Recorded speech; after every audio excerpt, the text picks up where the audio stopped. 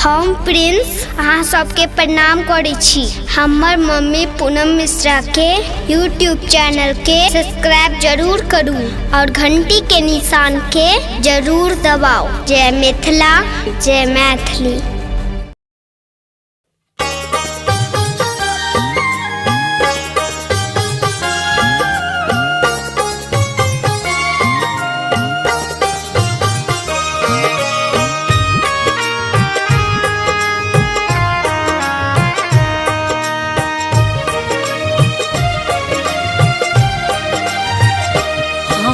दर्शन दिया राधा कृष्ण मुरारियो, गोवर्धन गिरधारियो ना। हमरा दर्शन दिया राधा कृष्ण मुरारियो, गोवर्धन गिरधारियो ना। हमरा दर्शन दिया राधा कृष्ण मुरारियो, गोवर्धन गिरधारियो ना। हमरा दर्शन दिया राधा कृष्ण मुरारियो, गोवर्धन गिरधारियो ना।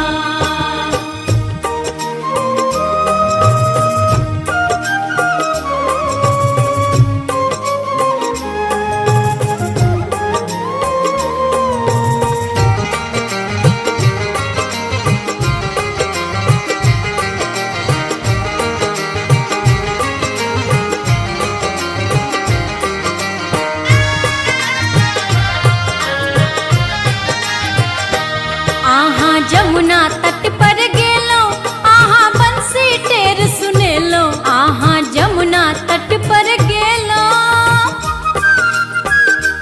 आहा जमुना तट पर गेलो, आहा बंसी टेर सुनेलो। आहा जमुना तट पर गेलो, आहा बंसी टेर सुनेलो। आहा राधा कारण, आहा राधा कारण केलो घटवारियो, गोवर्धन गिरधारियो ना। हमरा दर्शन दिया राधा कृष्ण मुरारियो, गोवर्धन गिरधारियो ना। हमरा दर्शन दिया राधा कृष्ण मुरारियो, गोवर्धन गिरधारियो ना।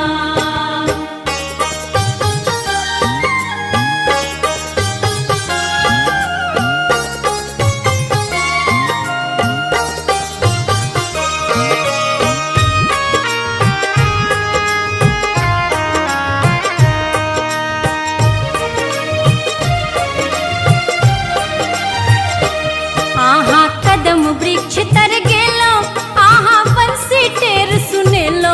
आहा कदम वृक्ष तर गेलो,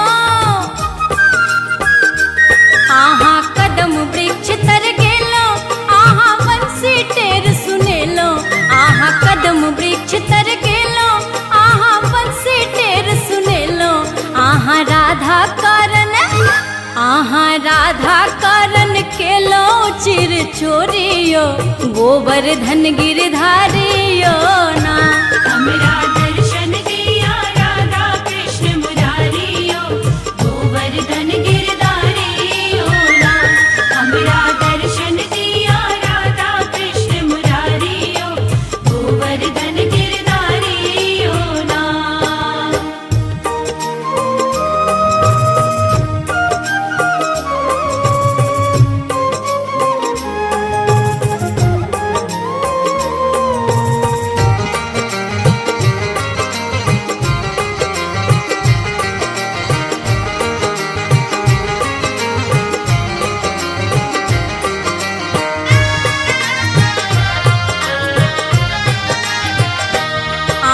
वृंदावन में गेलो, आहा गैया खूब चरेलो। आहा वृंदावन में गेलो, आहा वृंदावन में गेलो, आहा गैया खूब चरेलो। आहा वृंदावन में गेलो, आहा गैया खूब चरेलो। आहा राधा कारण, आहा राधा कारण केलो मखन चोरियो, गोवर्धन गिरधारियो ना। हमरा